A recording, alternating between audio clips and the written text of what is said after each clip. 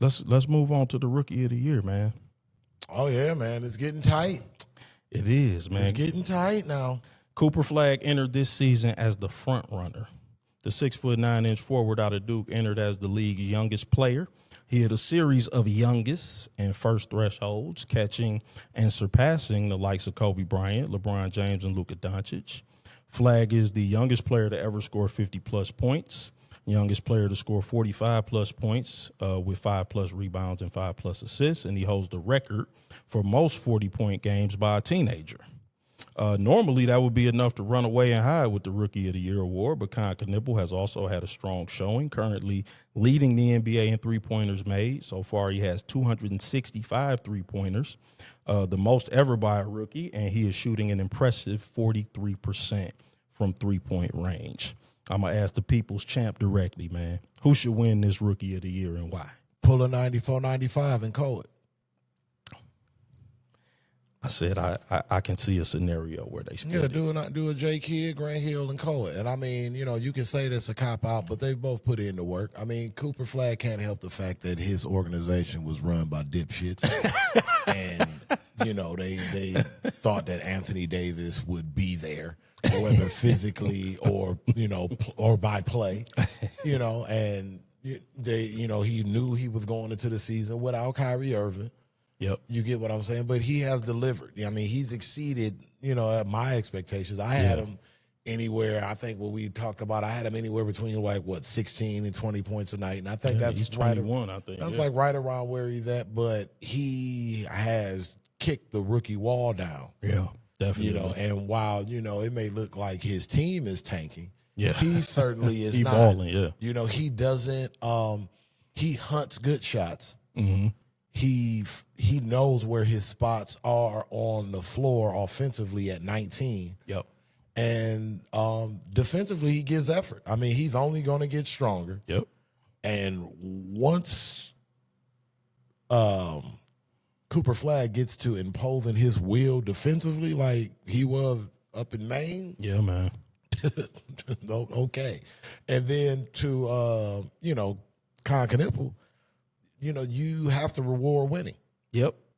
He has been a integral cog to what they're doing down there with the Buzz City Killers. Yep. And being able to shoot the ball at the clip that he's doing has been able to unlock a lot of what Melo likes to do, a lot of what Brandon Millers likes to do, keeps the lane open for Miles Bridges. Mm-hmm. And Knueppel's a good rebounder too. Yeah, no, man. He's a really good all-around player, despite the great three-point shooting. Yeah, I mean, he's a solid. To your point, solid. So, yeah, man. In this case, man, let the roommates split it. Yep. It would not surprise me if, for the first time in more than a quarter century, we see a split Rookie of the Year. Last time was 2000 with Elton Brand, Steve Francis. I do lean toward Cooper Flagg. It was 2000. Okay. Yep, okay. Elton Brand, Steve Francis. 94-95 was J. Kidd and Grant Hill, and they also split it. I do lean toward Cooper Flagg, I would say, because of his supporting cast, but he don't have one. He essentially bringing prosperity back to the community in Dallas. Yeah. Khan has been outstanding, though. But he sometimes, is the third, fourth option on his team. For sure. On a given night, and Cooper just doesn't have that.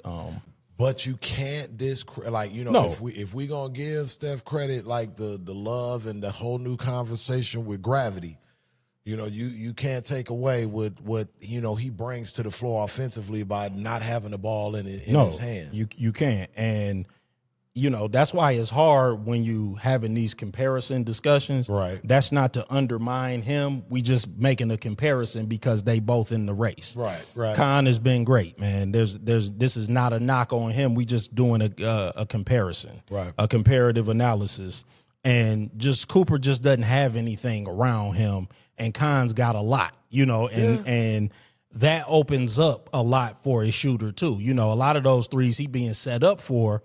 by LaMelo. I was gonna call him Lonzo. By LaMelo, because LaMelo is penetrating and he's drawing a lot of people and he's a playmaker, and Brandon Miller is drawing a lot of attention. And even when Miles Bridges remembers that he's talented, right. And he decides to play up to his potential on those nights.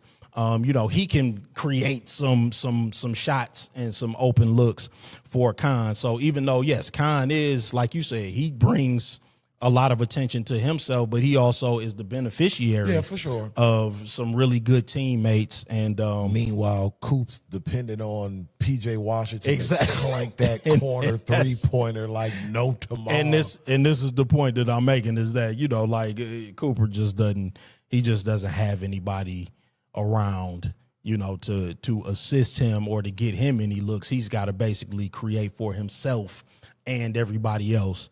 And I would lean toward him, but I'm with you. I mean, I think that I would actually be gratified to see these young guys split this Rookie of the Year. Now, voters cannot split their vote, so it would have to be a true. Oh, really? Yes. Oh, it would have to be it would have to be a true 50-50 vote. Like half the voters would just have to vote for Khan, half of them would have to vote for Cooper Flagg. But like I would actually be gratified to see that, because I think that they are both deserving of the award. They both played great.